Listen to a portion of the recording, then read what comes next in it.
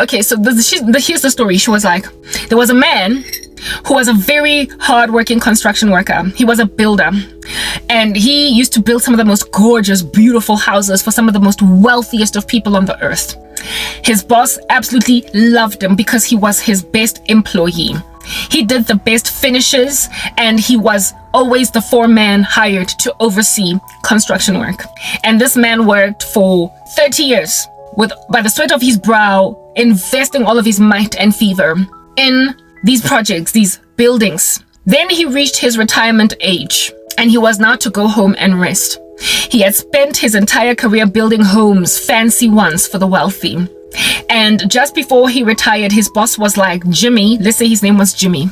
Just before he retired, he was like, Jimmy, I know that you are retiring, but I want you to embark on one last project. One last project, Jimmy. And I want you to build in this project the most beautiful house of this size with this many bedrooms that you ever can possibly build. I want you to procure the best materials for it. I want you to bring your best men on it to help you along. And I want you to do the best finishes. Everything must be to the T, pristine and absolutely perfect. This will be your last project, and I will pay you handsomely for it. Just one last job. Jimmy, will you do that for me? Jimmy, all exhausted on some, I was about to go and retire. This guy, is he serious? He is still out here plundering my hard labor. I'm tired. But then outwardly, Jimmy tells his boss guy, fine, okay, I'll do it for you, boss. I will. You've been good to me all these years. You've paid me well. My family's fed because of you. My children went to school. So I will build this one house for you. But Jimmy, unbeknownst to the boss guy, was exhausted and embittered even by the fact that he lives in this lowly home with his wife and children while he has been building homes for the wealthy. And so bitterness basically caught up with him that how am I retiring to this shack, this meager dwelling premises?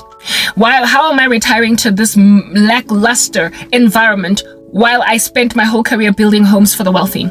And with that attitude, Jimmy went on right ahead to basically disregard the instruction of his boss guy. Instead of hiring the best of his men, he just got one or two random dudes in these streets that could help him quickly do a job, like just get it done, over and done with, like real fast and furious. So he did not get the best of his construction employees that very potentially, he did not get the best of his construction employees that could very potentially make it clear or highlight, when half a job is being done, when the foundation is not being dug properly, when, he hired men on the job that would be happy to also cut corners. Not only did he do that, in terms of procuring materials, he did not want to wait for the amount of time that it would take for him to perhaps order marble kitchen tops. And then they say that it's going to take 6 months for them to be available. He did not want to wait 6 months. So he went and got some makeshift look-alike marble countertop table. What is this? A kitchen top. It's not really marble, but it looks like marble. We can get fake marble. The boss won't know. His taps, instead of getting proper gold because it took too long to order, or he would have to travel to a particular destination to order them, he went around the corner to the nearest little builder's warehouse and just got whatever he could, instead of procuring them from the best of suppliers that he could find in this city that he was living in. Jimmy then went on right ahead to get to work, built this house in super record time with the worst men that he could ever hire on the job, and finished it, and outwardly it looked beautiful. But the taps that were supposed to be made with real gold were fool's gold. The marble kitchen tops were not really marble. The particular wooden oak finishes weren't really that. You get my point. Whatever could be the raw materials that are used in order to build a high-end, top-class home, he got second grade, if not third grade materials. Top of that, the workmanship was lackluster too, because him and his boys were cutting corners. And lo and behold, I bet you can tell where this is going. When the house was then built and finished, his boss was like, Jimmy, thank you so much. You've been one of my best employees, and I'm so grateful for all the effort that you put in. You have made me a wealthy man because of the homes that you have built for my clients. So congratulations, this is where you are retiring. This is your home. Gave him that poorly built mansion that would have been his home for the rest of his retirement days, that would have made more spacious rooms for his children and grandchildren and wife and all that jazz. But he knew that he did second grade work, shoddy workmanship, and brought in the worst of his builders, and it's basically on shaky foundation. And he was going to leave that for his boss later to deal with when his client is now complaining of snags and all different kinds of things because the construction project was not properly executed. Jimmy's regret was voluminous, you would imagine. He cried, mourned like a baby. And when he was mourning and crying like a baby, his boss thought that those were tears of gratefulness. His boss thought that those were gratitude tears, like crying when someone, oh, you gave me a mansion. Like all those people crying when Oprah gives them cars. You got a car for you, a car for you, a car for you. Yeah, this man got a mansion. And he cried, and his boss was like, don't cry, Jimmy, this is for you. It was an emotional moment with the boss not knowing that Jimmy's crying because he botched the job that would be his present. You know, when Mrs. Bierkus told us that story in grade 7, I was like, whoa, I don't ever want to be a Jimmy. She was a really great storyteller. So she really grabbed us, like she attached our attention to every last word. We were hanging on to it. And it was like dead quiet in the class. And some of us were crying at the end of it on some, oh, Jimmy, wish she hadn't done that. This is so sad because you worked so hard. You worked so hard all those 30 years only for you to get a poorly built house. How could you do that to yourself? Yeah, I will never forget that story. And that story, I guess, was the basis or motivation or foundation for why it is that every time in my particular life when I wanted to give up, I remembered that what if this is my Jimmy moment? And you know what, guys? I have been promoted in the past at the precipice of disappointing like Jimmy. How it is that I got a project management promotion when I was working at MTN was indeed through an almost Jimmy moment. When I, when I was working for MTN, okay, so before working for MTN, I worked for Kijima, and at Kijima, I was a project manager intern, like I was a trainee project manager, right? But I had not gotten enough training on the job or experience on the job for a company like MTN to be prepared to interview me for a project management job. So I had only like 1 year project management experience, and MTN wanted people with like years and years and degrees and what have you. So the recruitment agency recommended me to MTN, but MTN didn't want to call me for the project management job because I was underexperienced. However, the man that will ultimately become one of my bosses was like, we'll see her because the recruitment agent keeps on hammering it down my throat that we must see this girl because she likes her. So the recruitment agent, kudos, shout out to her, really pushed my case to a point of annoying these people enough to see me. Literally 10 seconds into the interview, like just shortly after, tell us about yourself, I got stopped like dead break by these two people interviewing me, a man and a woman. And the man was like, look, Karabo, we like you. And as you are interviewing right now, you're well spoken. You can give us all the right answers about project management. And you probably will do well in the interview. But at the end of the day, you still don't have enough experience. We can't just let you hit the ground running just because you were, able to articulate yourself as to what project management is about. However, we like you, and you will have a future in project management. Are you prepared to come on board as an administrator, like a program coordinator?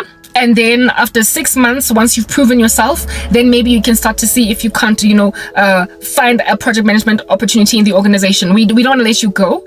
You came highly recommended by your recruitment agent, and as you're speaking to us now, we also like you, but we can't just go out on a limb and trust that you're going to be good peoples, and actually do the job well with this little experience. We would like to retain you at MTN, but not in the position that you're presently applying for. And then he also guaranteed me that I won't be taking a pay salary because anyway, at Kijima, it was a contract job that if at all they were to make me permanent, I was going to earn a lot more. So what they offered me at MTN within that coordination space was even more than what it is that I was earning as an intern or trainee project manager at Kijima. So I did not take a pay cut, and that for me was incentive enough. I was like, okay, fine. I am going to work for an environment where it is that they're going to be happy to train me, and I will then ultimately in due season get promoted. So I took the job at MTN, and my future boss that convinced me to take this demotion ran me around in circles, twisting in the wind for not 6 months, but 2 years. He told me that after 6 months, you will get promoted to project manager, or you will vie for project management. You will apply. You will basically be put in a position to have proved yourself enough for us to consider putting you in project management. And he literally said to me 6 months. He said 6 months. That man deceived me. Him and that woman. They both deceived me. And I was like, okay, I thought I was going to be doing this for just 6 little months. A year tops. 2.5 years progressed, and I was still a program coordinator. I had done everything that I could do. I had shadowed a project manager. I had done a professional track. What do you call this?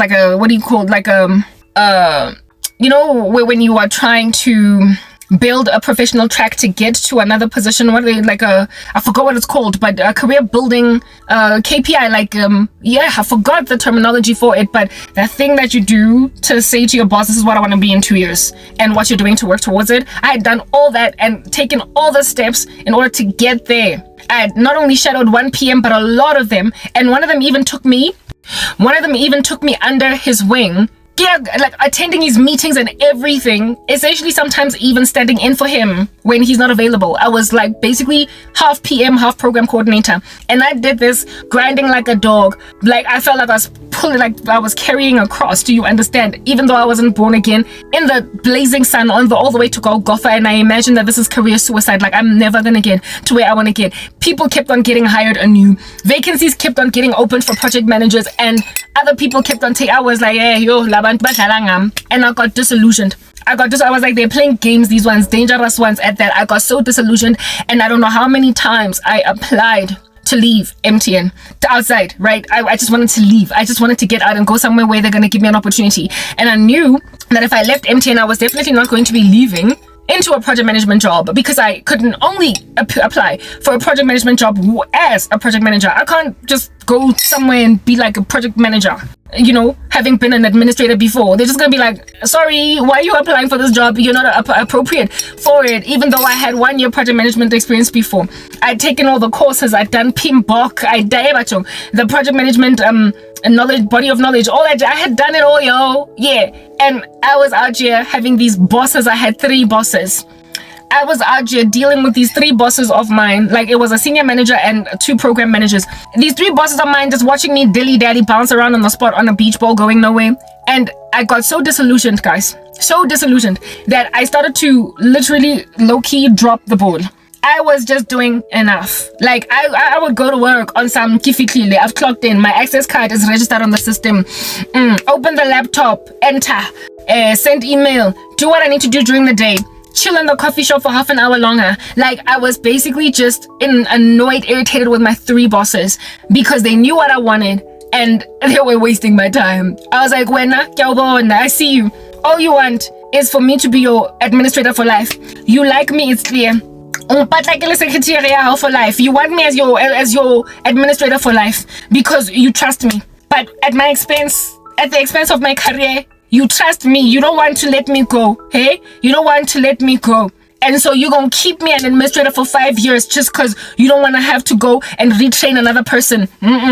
I see you. I was embedded, and the project managers. The project managers that I used to serve that were part of the teams. I get that there were program managers who had project managers underneath them. And then there was their boss lady, the senior manager, who was my line manager.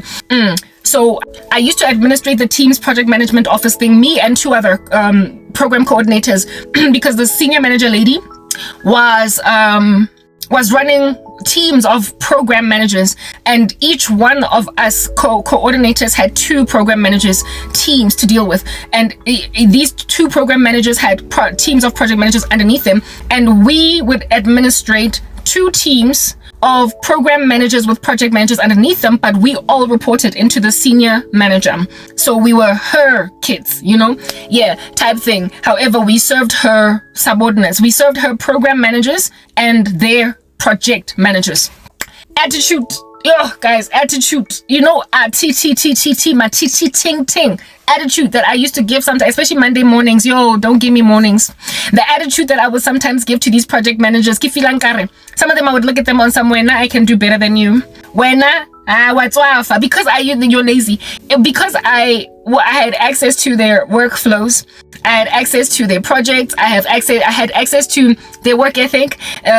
Like when they dropped the ball on health checks and whatnot, I knew which project manager basically was just sacked. I knew which project manager was bad at their job because they were making my life a living nightmare in terms of fulfilling the demands or the needs of my bosses who were the program managers and the senior manager.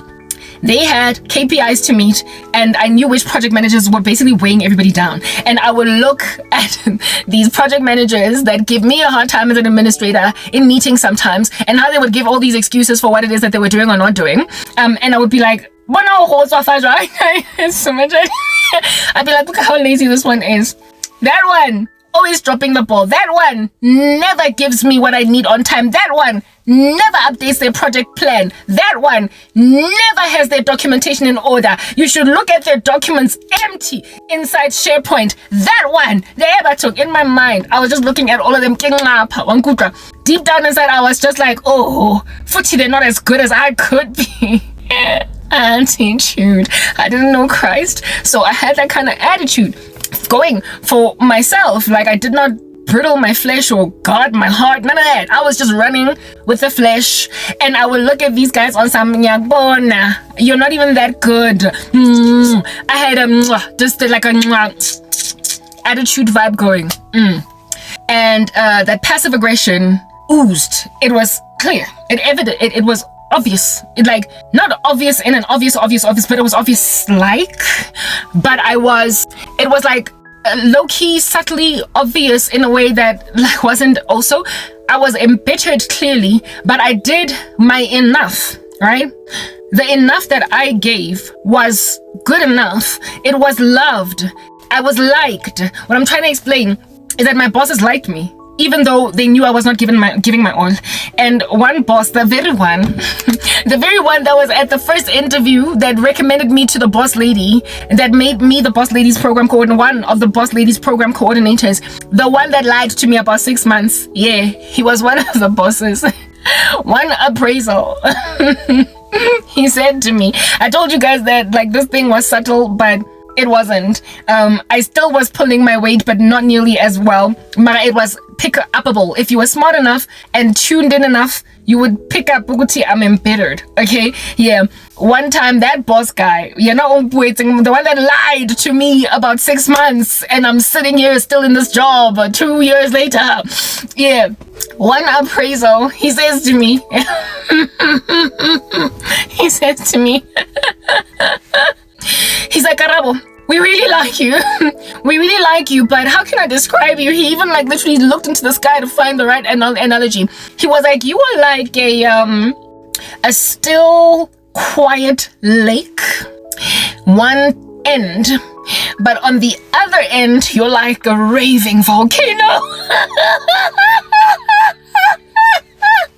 He was like, you're like a still quiet lake on one end, and it's tranquil and peaceful and easy to work with, but on the other side, you're like a raving volcano. So that ambivalence in me, where it is that I was working because I had to gather a salary, and I was working because I was working, that was delivering enough fruit for him to see a still quiet lake. But there was so much ambivalence and irritation and anger, obviously, and disquiet and a lack of job satisfaction in me, that I was then on the other side also like a ravenous volcano.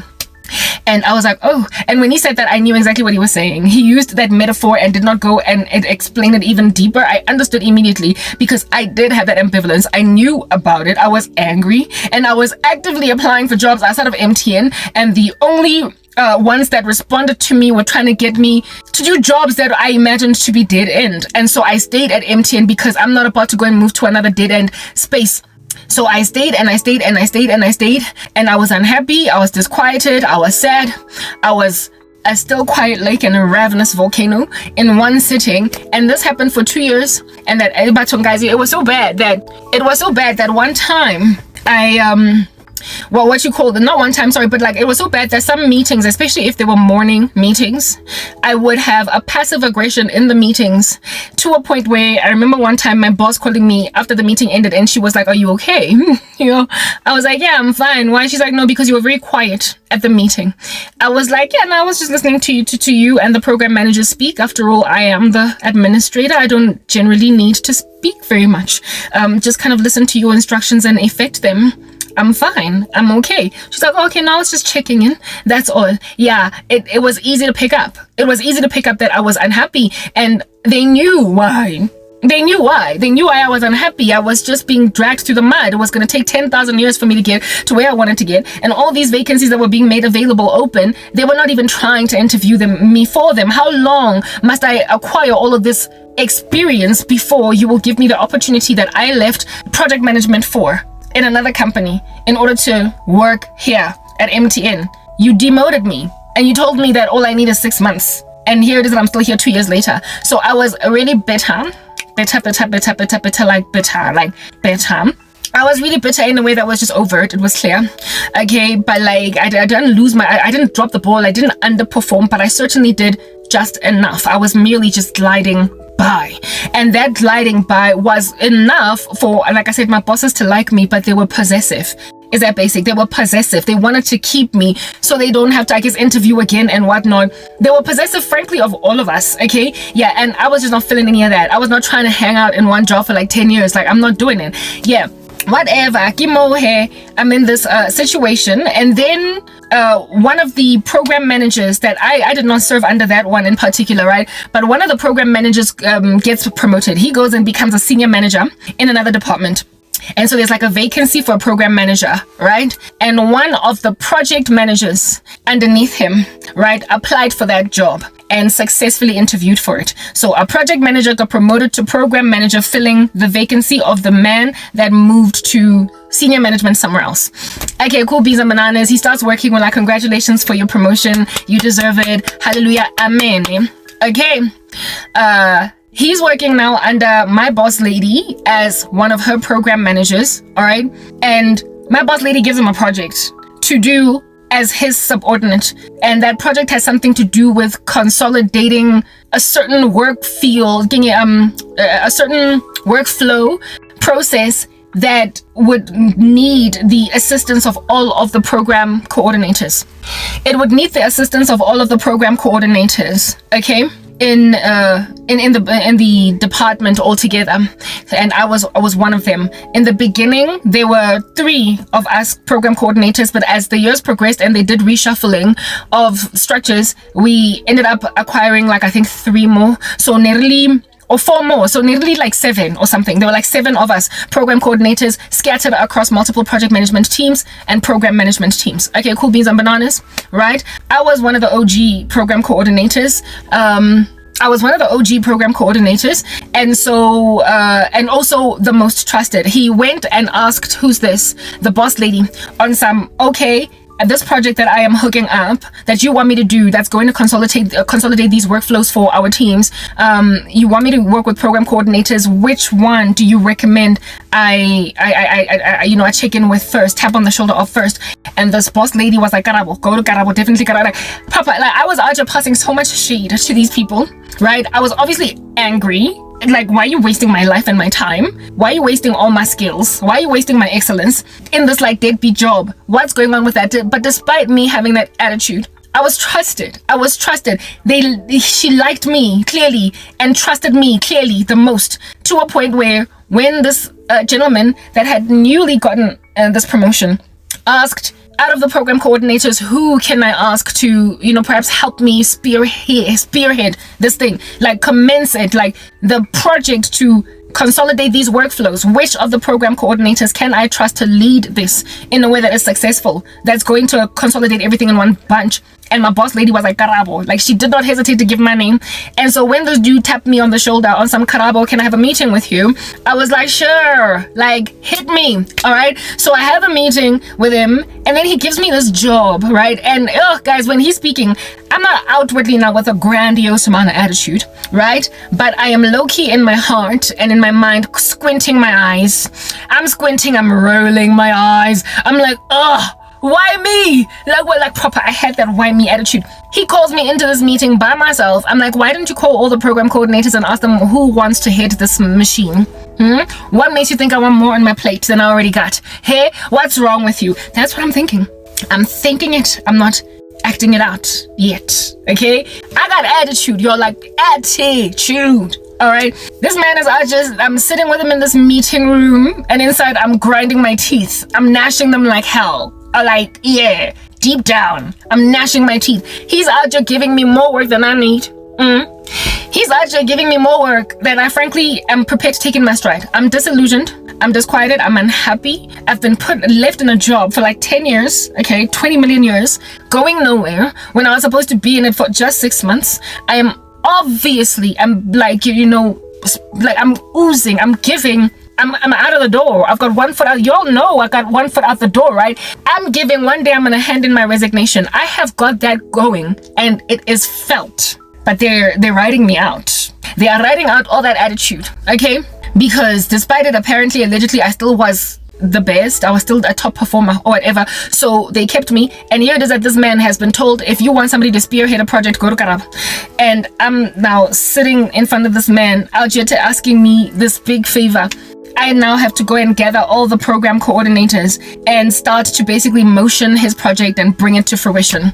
This thing that he has been given as a responsibility, he has decided to put me as head of it. And I was like, do you know how much I earn? And on top of that, you know how long I've been all up in this gangster job? Okay. And do you know how under heaven I just ain't feeling the fact that I was told I was only going to be in it for 6 months? And do you know how it is that I'm still going to be here after 10 years? Like, and you want me to do more than what is absolutely necessary? Is that what I'm getting from this interaction? You are asking me to do more? For real? Ezzy, I was so irritated with that petition, but I didn't show it. This man is out there asking me this job, right? And I'm like, okay, sure. I'm taking notes with a big smile. All right, when's your due date? What are you, okay? What are the expected KPIs out of this? What are the deliverables exactly? Okay, all right. Okay, now I'll schedule a meeting with the coordinators and then we'll get this started, hitting the ground running. Okay, I'll let you know. I'll give you feedback.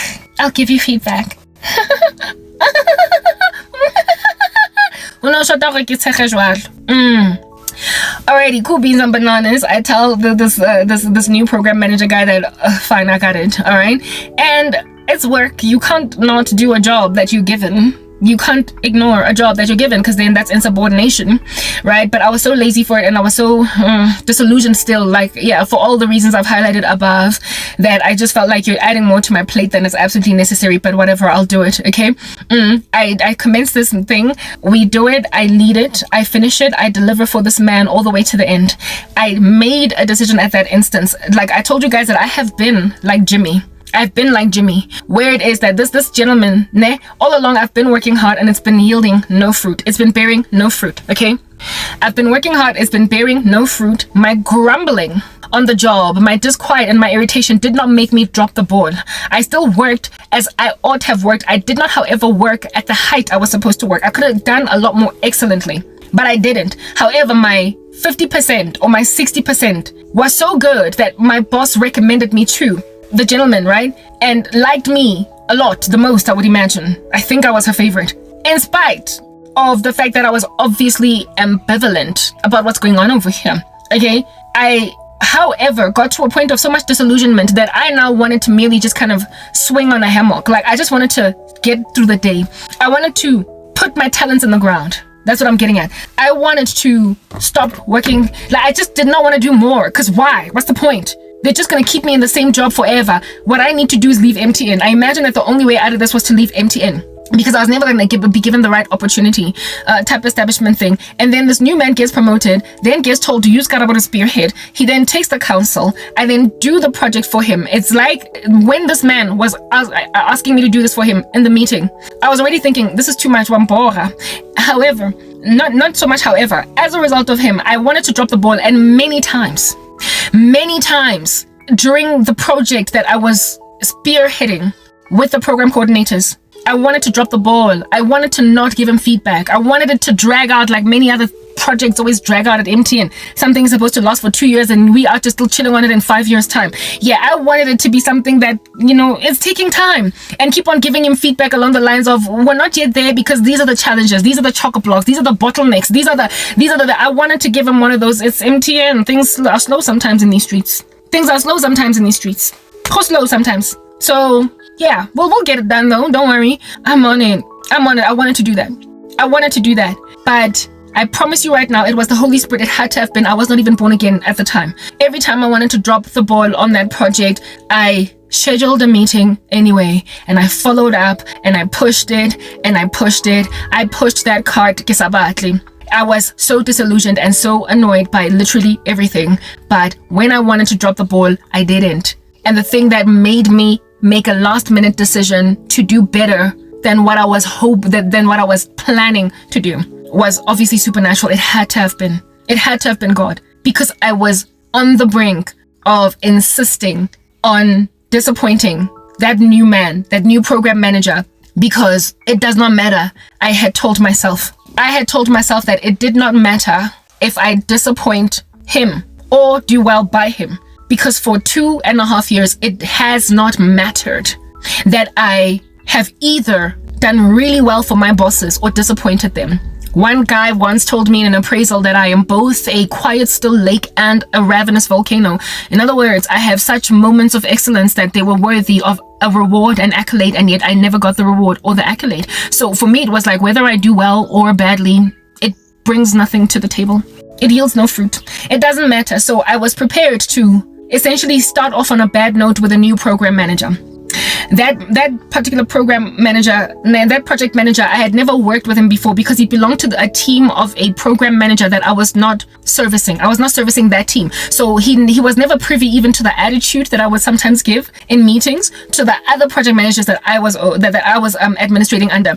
He never got to see me work because he belonged to a separate program manager. He didn't belong to any of my program managers. He belonged to a program manager whose administrator was another guy. Yeah, so he wasn't, the way God worked out everything. So he was not privy to how I'm just always so tired with all these project managers, the attitude that I gave in meetings, the obvious ambivalence, the anger that I had. Like, I was angry because I was hungry for success and I was not getting it. He was never privy to it because his administrator was another guy. Okay, so that literally worked in my favor. The whole time he was under my nose, that man. The whole time he was working around. I knew his name. Hello, goodbye, good morning, good afternoon, whatnot. But I never worked with him. The only thing of me that he saw was my creativity, because I was always made to arrange these events and all these weird things. I was just this like colorful person, but he had never actually worked with me. Okay, and that helped. It helped because he never got to see the volcano and the lake. He never got to see what other project managers knew I could be. Cheeky, full of bunch of attitude. Yeah. So this man, I was prepared to disappoint him. I was prepared to show him the side of me that really could not care less. I'm here to collect a salary at the end of the month and I'm doing just enough. It's not like I'm not doing my work, but don't expect me to do more. Don't expect me to walk on water. I'm not Jesus. Like proper. I was tempted to give him those vibes. I literally wanted to disappoint him because I imagined that what's it gonna give? Don't nobody care. Nobody does anything with my prosperity in this place. When I do really well, don't nobody reward me. I'm still getting a 5% salary increase, 6% every single year. Like, yeah, I don't care. I wanted to do that. I wanted to keep doing that. But something pulled me to do better. I wanted to make like Jimmy. And do a lackluster project, not put in the right taps, not put in the right kitchen counters, not put in the right marble tops, not put in the right tiles, not put in the right foundation. I wanted to do what Jimmy did, and it would have been the worst mistake I could have ever made, because if he had chosen somebody else to spearhead this because I dropped the ball, that would have been the person to get the opportunity. That would have been the person. I decided to pull my weight anyway, even though I was really unhappy with just the extra stuff I have to keep doing.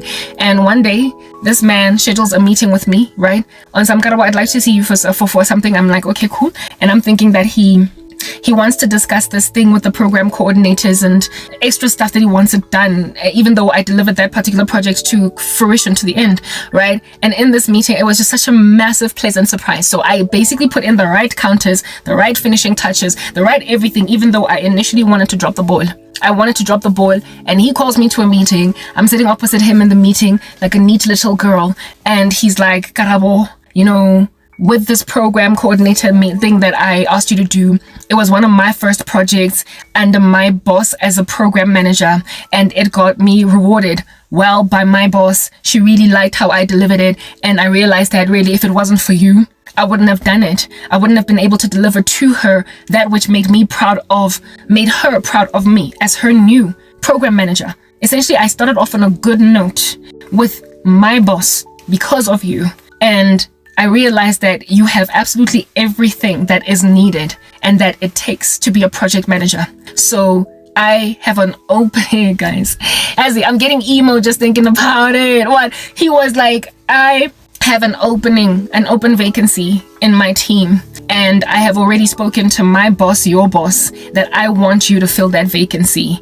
I will keep it open. I don't even want to interview other candidates. I want you to fill that position. But the interviews are Yazi, before he could even finish speaking, I was like, what? I was screaming in this room, jumping up and down in this meeting room, and I was like, you what? Like, are you what? Like, what? Yo, what? Like, yo, what? Like, yo, what? That's when I was literally out of my mind with shock. I was out of my mind with shock. Like, it came at me like a ton of bricks, unexpected. And I was just like, yeah, this man was out here telling me that this job is as good as yours. We only have to go through the formalities of the interview, but it's yours. I want you to be one of my project managers, guys. And he had already told my boss that I want Karabo to be my project manager, and my boss this time around was like, I can't be holding on to some people forever, People gotta grow in these streets. Like, we gotta let some people go. So it's okay, it's fine. You can take her.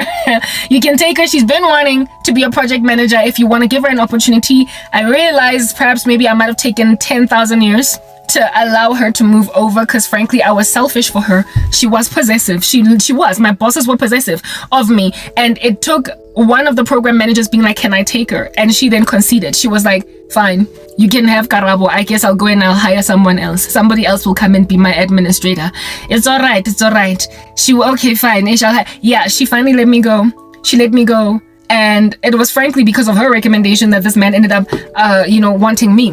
But I got the opportunity that I've been waiting for all this time because of the fact that I kept on working hard in spite of wanting to drop the ball, because I imagined what's in it for. Like, it's just a waste of time. What is the point? Like, what is the point? Why? Nobody rewards me when I do well. Nobody punishes me when I do badly. I'm just out here in limbo. So I'm just going to keep being in limbo. And because the Lord is the one, I believe it was Jesus, it had to have been. The Lord was the one that basically low-key nudged me to do better by this man.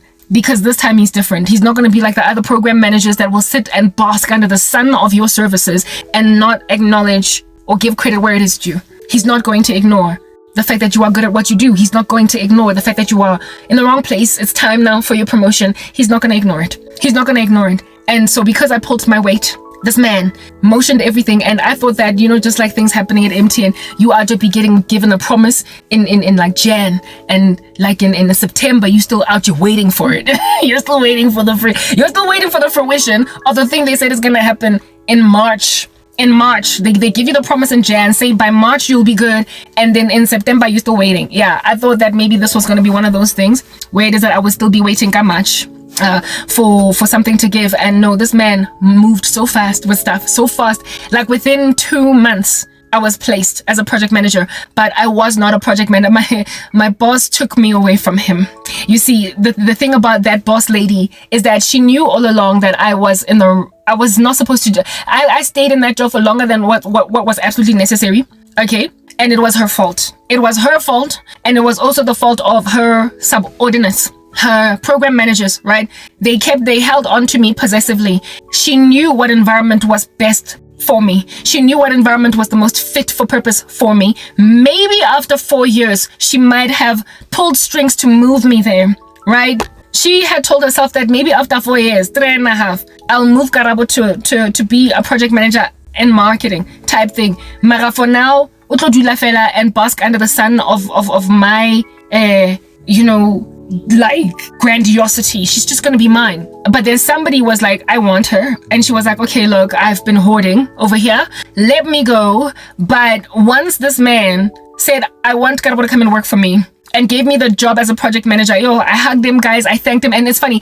Every time I'd be like, thank you, thank you, thank you. He'd be like, don't thank me, thank God. He was a Christian. Look at that. He was a God-fearing man. I wasn't even saved at the time. I was like, okay, yeah, sure. I thank God, but thank you, thank you. He was like, don't thank me, thank God. Yeah, I would shortly after that get born again. Did not realize that God was moving all of these things on my behalf through these people. Anyway, whatever. So once this man interviewed me like proper, he interviewed me. I was supposed to work for him. Yeah, my boss, because all along she had known that she was hoarding me and she knew where I belonged, she took me from him. I was supposed to report under that man. Guys, if I had been that man's project manager, I probably would still have my career today, because it was the sabotage of people in the team that I was working that got me fired. I would not have been in the front lines of battle, essentially, to lose everything. But anyway, whatever, that's another story for another day. I was taken away from this man at the last minute, and my boss basically placed me in a team that was fit for my suite of talents. It's like she had been looking at me all of these years. She knew that I was a creative, I was eccentric, I was a particular way, and imagined that I would be best fit to go and work as a project manager servicing the marketing department instead of the man was business marketing. So he was marketing but for business, whereas we were consumer marketing. So she put me with consumer marketing because she imagined that was the better fit for me. So I ended up working under another boss, working with different people, because that's where it is that my boss had literally all along, that's where she was planning. She was planning on moving me there, but maybe, like I said, after 4 years. And this was now 2.5 years down the line. She was maybe going to drag me through that heinous maze for another 2 years. She was going to turn me 30 all up in that position and then be like, okay, hamba. She was possessive. She and the other bosses, and a new program manager is the one that ended up awarding me that opportunity. So I ended up working for another program manager. But what I need you guys to understand is that what I'm trying to explain with that story is that if at all I had made a decision to not run, where it is that other people are doing laps around me, if I had made a decision to just walk or not give my all or give just enough, I would have stayed in a job that I didn't like for much longer. Some other person might have gotten the promotion that I got because they would have probably pulled their weight in a way that I didn't. I would have disappointed a man that was put in a position by God to give credit where it is due and award acknowledgement, instead of dilly-dallying, beating around the bush and causing a person to spin on the spot for years. Okay? I was about to go and disappoint the right person. What I'm trying, basically the wrong person, but he was the right person placed at the right time. What I'm trying to explain is that in this world, you're going to get people that are going to delay your breakthrough deliberately, knowing that you're bigger than that, knowing that you're better than that, knowing you deserve to be elsewhere. Also be aware of your ambivalence. Be aware of how hangry you are. Angry because you're hungry. Be aware of what you can do, but absolutely refuse to acknowledge you in that regard, and take in their stride the irritation and the passive aggression that you are walking in, because at the end of the day, you are beneficial to them. They will hold onto you possessively at the peril or expense of your career or whatever it is that you're trying to do, knowing that you're better. And it will take somebody being raised up by God to take you out from underneath possessive people. Somebody that will ultimately eventually do what is better. And these possessive people will admit that, okay, so I've been hoarding. They will literally admit that they've been hoarding you. And they will let you go when somebody decides to finally acknowledge you. But all along, they will have literally been hoarding you. And that's why you gotta work hard in spite of how long you've been in this grain, and whoever gets brought in for you to do new favors for, new projects for, work heartily as unto the Lord for those people, because you don't know if they are potentially not your olive branch, your breakthrough, the final destination, the person that is going to finally not let you be really good and ignored. The person that will finally give you the job opportunity because they see that it's yours. Yeah, you don't know who, amidst all the plethora of people that could be put in front of your face, are that guy or that girl. The person that is essentially the Pharaoh of Joseph. The person that is essentially the person that ultimately awards a waiting person their deliverance, their breakthrough. You don't know when you have finally met your Pharaoh. Do you understand what I'm saying? You don't know when you have finally met your Darius as Daniel in the lion's den, like a person that is going to give credit where it is due, reward you for what it is that you have rightly worked for and so therefore deserved. You don't know. So that very wise sage story that my teacher in primary school gave is applicable even in this Christianity that we are walking. God makes it clear, whatever you do, work heartily as unto the Lord. Don't throw your talents away. God is going to call you a slothful servant. So you have a duty to God to work hard, but over and above it, trust that God will himself place the right people at the opportune moment, at the opportune time, to acknowledge you where others have blatantly disregarded that this here is a waste of a person's time. But they don't know that. They don't know that. They don't know. Nobody else knows that I'm wasting Karabo's time. So they will just hoard you. They will just hoard the living daylights out of you. There are people that are going to basically rescue you from being hoarded by possessive people. There are so many people littered across corporate South Africa or everywhere where it is that you might find yourselves that are hoarded by possessive bosses. Bosses that cause you to quit your job to move to another company in order to find a place where you can be able to move. Even though if you had stayed in that company, you would have been promoted in that company. And so therefore started off from that elevated position. You would have been given that springboard. In order for you, moving to another company, you're starting on a very lofty note. Yeah, but there will have been such barriers to entry to you that you will end up literally leaving a job that was the best environment in which for you to grow. But you left because they just kept you in a grain.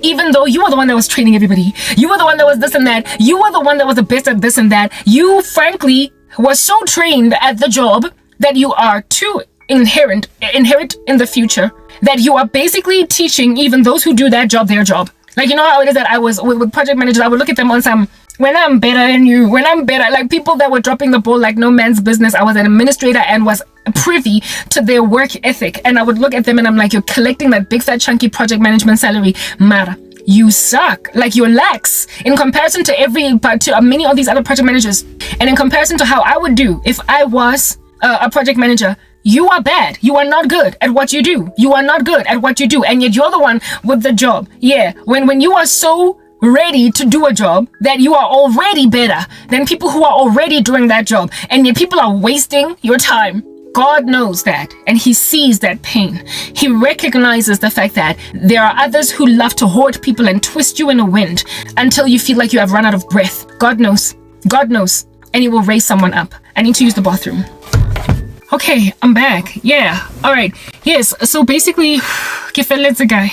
Yeah, I was speaking about how it is that dropping the ball, first and foremost, it's ungodly, right? We should not do it because that's the throwing away of our talents. God is going to call us wicked and slothful. Whatever we do, we must work heartily as unto the Lord.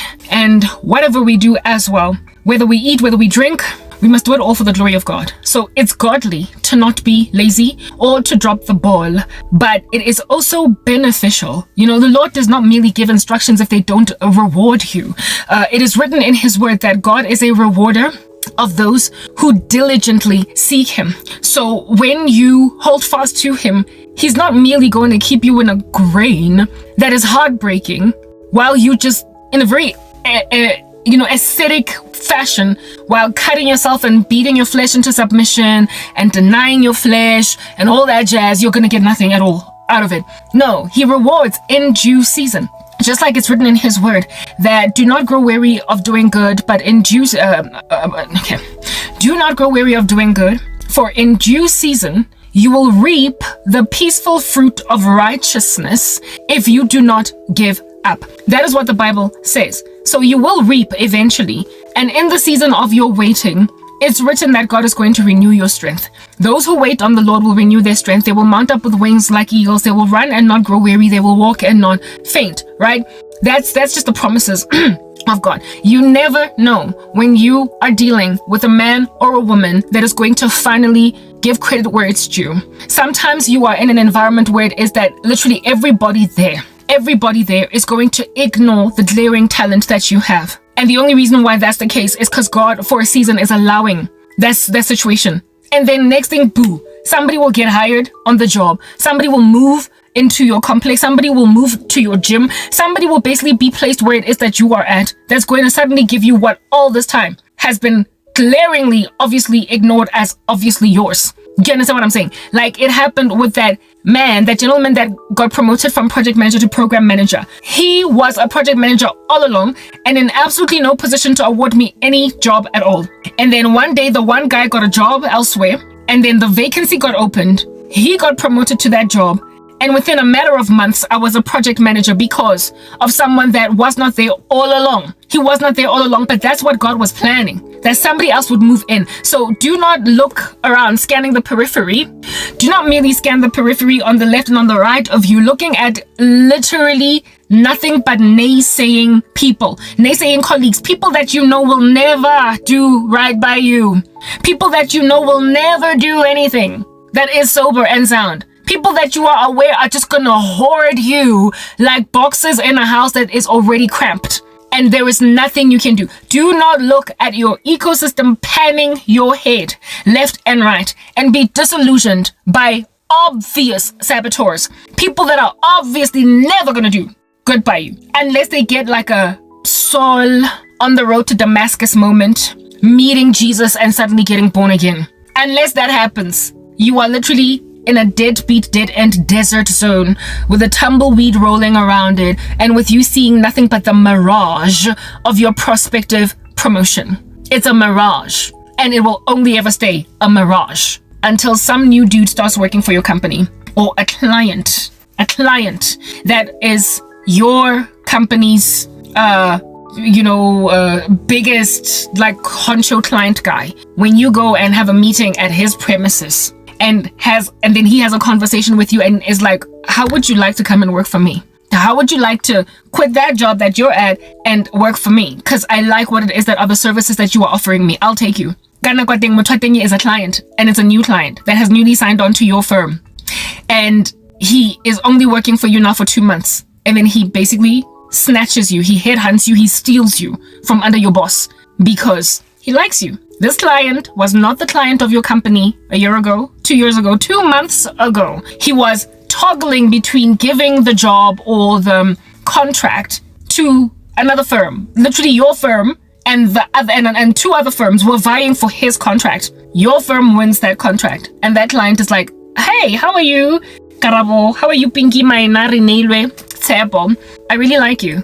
How would you like to quit your job at that company and come work for me? Massive salary increase, big chunky opportunity to finally do what it is that you've been wanting to do all along. Where was this guy 2 months ago? Being basically, headhunted. He was being sought for business by your company. Where was he 3 years ago? Nowhere to be found in the market because he was a startup entrepreneur.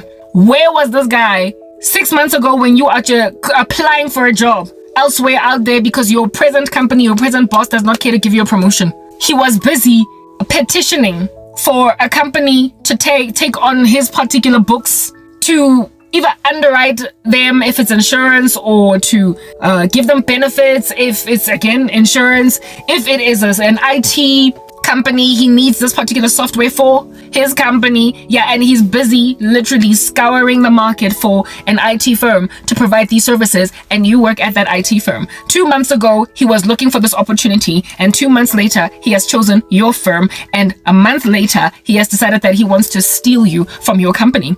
You literally don't know where these guys are going to come from. So don't look at your company and your boss or your colleagues that will never say anything right about you, or just don't look at the dry little desert where you are seeing the mirage of your prospective promotion as the dead end. Recognize that wherever you are placed, God has put you in the right environment. You are perfectly placed. You are perfectly placed. It's written in Psalm 139 that the Lord has set apart every last one of our days in advance before any of them comes to pass. So God knew that you would work in a job that is dead end, with a dead end job, with a dead end boss and dead end colleagues, dead end possessive bosses. God knew that you would be there, and they would refuse to acknowledge that you deserve the promotion. They would refuse to admit that they keep on making you train some people, even though you're the one that should rather be getting that job. They will just ignore it until, like I said, a new client works for your firm, or getting a contract with your firm, or they will completely ignore you until something is going to eventually give. That's what I'm getting at. Something will eventually give. So don't look at your desert. Don't look at the Kalahari gawking at you with dust blowing in your face, and your boss just keeps on asking you for the new minutes, the new this, the new that, the coffee, and you are just like rolling your eyes on some, I'm gonna die here, I'm gonna die. Top of that, every job that I apply for out there in the wilderness is a dead end. Like, I'm gonna die here. You don't know who's coming. You don't know who's gonna waltz into that door. You don't know what new colleague is gonna work that is in a senior position that's gonna promote you working for their team. You just do not know. So hunker down, and not only hunker down, work. Like, work. What is important is to work. Don't ever let your work ethic fly out the window, because whatever you do, you ought rather work heartily as unto Jesus Christ. You must work as unto the Lord, not for man. Because the moment you think that you're working for man, you're gonna feel like you're squandering my skills. You are using me. You are ironing me flat like a shirt. I see you. You just want me to be here for 10 years. You will literally look at your boss as, uyazi ukuthi ngazi wenzani kodwa ngeke.